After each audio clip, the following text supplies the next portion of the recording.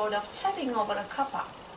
There's a bit of wind outside here in Melbourne, but we'll do our best.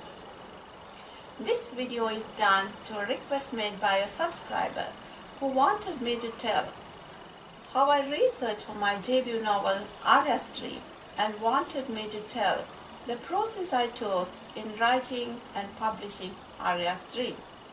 Thank you, dear subscriber.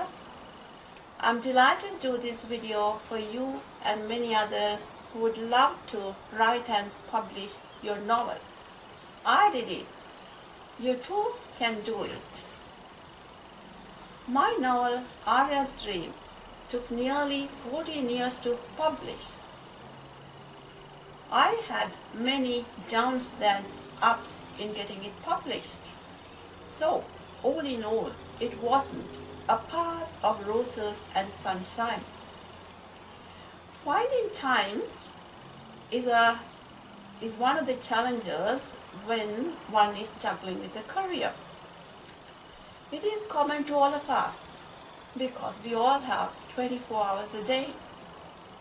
But my passion to write and publish my novel kept me moving on. In writing my novel, years of reading helped me.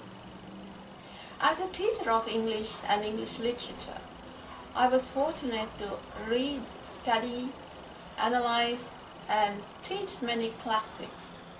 I also have some journalistic background, and I did freelance writing to some newspapers such as the Sunday Observer, Sunday Times in Sri Lanka.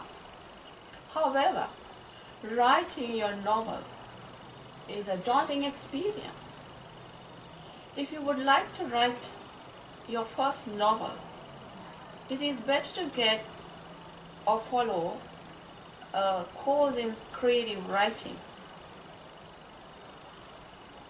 Not having any writer among my close contacts or having no one to help with proofreading and editing, printing and publishing, I stagnated for several years. So that's why I tell you to get some professional help or professional advice or join an institution if possible. But if you're like me, do it on your own. But be ready to face many challenges and setbacks and never give up. So, what is Arya's Dream about? Well, my primary intention in writing my novel is to write about some issues in Sri Lanka. So, it has many local characters. The three key characters are Arya, Nesha, and Dev. Then, they have their own circles.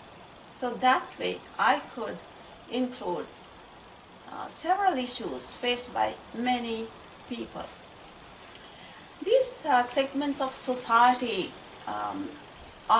could be rural villagers, plantation workers, factory workers, vendors, jobless youths, university students, working people, military personnel at war, retirees, etc.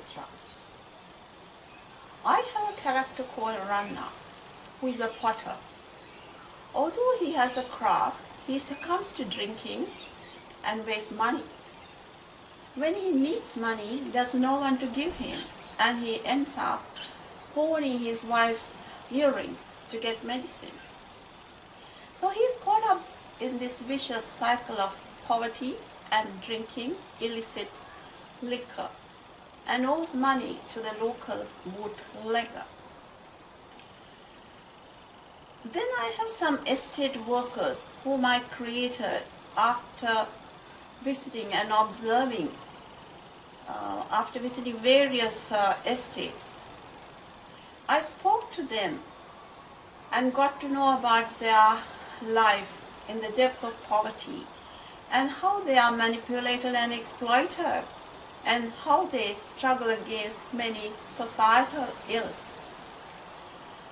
I also included and mentioned various other issues faced by Sri Lankans daily, On top of poverty, which may not be a pleasant topic to many of you, there are other issues. Even going by public transport is a stressful experience. Some of the incidents in the book illustrate how commuting to work by bus or train is pure harassment and sometimes life and death situation. According to the World Bank report, Sri Lanka's population is about 22 million in 2024. The report states poverty below US dollars 3.65 per person per day is common. This is expected to decline gradually but will remain about 20% until 2026. So it's obvious that less than 20% of this population lives in comfort and others undergo various problems daily. This is common to urban, rural and plantation sectors. During the last few years, when Sri Lanka faced the pandemic and the economic meltdown, the people who live overseas have been bombarded with many requests for aid and assistance, financially and in other ways. We also did some charitable projects, and in doing so, my friends and I often wondered how long Sri Lankans would live on other people's charity. Sri Lankans I knew then were proud. So I wanted to show that people can have a better quality of life, but they should be self-reliant and unite. They should not depend on the politicians. How I researched for my book. It will be a point of interest to many of you. I mentioned that I am a reader. I read about Sri Lankan history, historical chronicles about the colonial past, the birth of plantation industry, the independence, the post-independence Ceylon, youth unrest, the ethnic war, economic issues, etc. So I spoke to some of them who were older than me and could remain some of these past incidents. These incidents happened long ago. I also retained some memory of some events. Again, my observations and gut feelings helped me. So my book has multiple sources in its birth. Are there other ways to get information? Yes, better ways. Apart from reading and researching, I like authentic experiences. I have the habit of talking to people. Perhaps they are domestic helpers, laborers, peons, maybe a shop, boutique or stall owners, or the person who sits next to me in the bus, and the cab drivers. They all are sources of information. So this way, I happened to talk to so many and was able to listen to their stories and grievances. Then I traveled to places with my husband, went on trips with relations, so I could grasp the localities well. I spent a day and a half in Shakespeare's village when I visited England, and then several places in Australia, and I went to many rural villages and tea plantations. I wanted the setting of my novel well established. So in writing it, I used my experiences, my travel experiences, what I remembered, and what I heard from others and experiences of others. That way, it could be more enriching and authentic.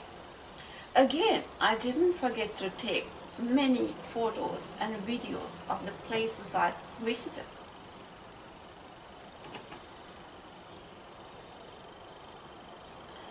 Should you get help from others? Yes, of course. I advise you to tap the resources around you. Keep on asking others. In my case, I didn't do it for a while, for two reasons. Firstly, I thought if I tell everyone, there would be too much expectations and I wouldn't be able to deliver. Secondly, some wouldn't show any interest in what I write. But finally, I did get some help. Although my novel is written in English, I included some Tamil and Sinhala expressions. In doing Tamil translations, I got the help of two Tamil friends, late Mr. Anthony and Mr. Muruga Pupati.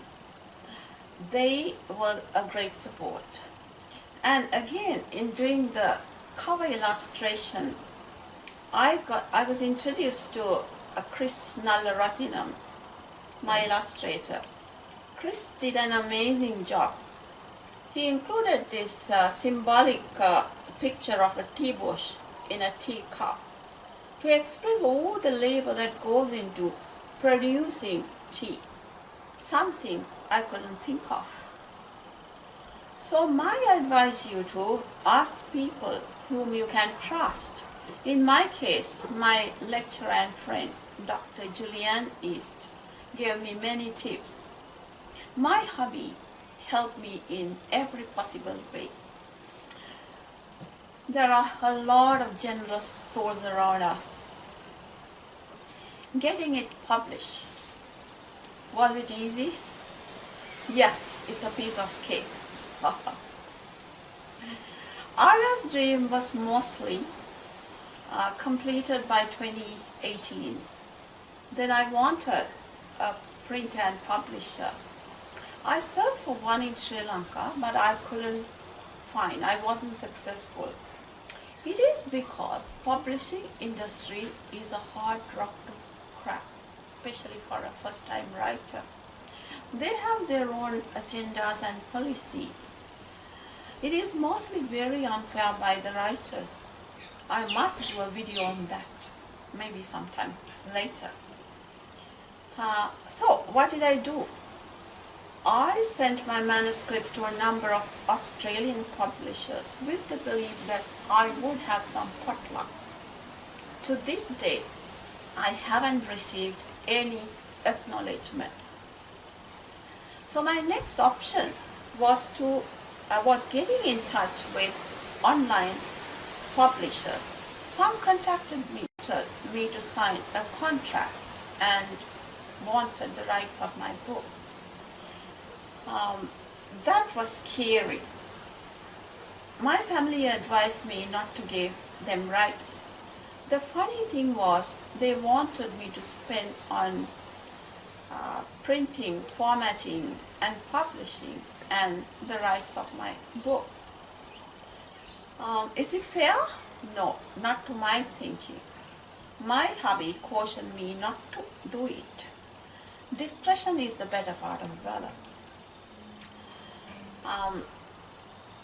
Again, another lull or downtime. This way it took another year or two. Was I upset? No, not really, but a little frustrated. Instead of running after publishers, I got the help of someone to edit my book, proofread and edit my book. Kate edited it twice, and I corrected. That way, it took another year. Reaching the winning post. Then, after many setbacks, I found a place in 2022 end. And I made sure they didn't want the rights to my book. With Women Publishing in Western Australia, the journey started in 2023.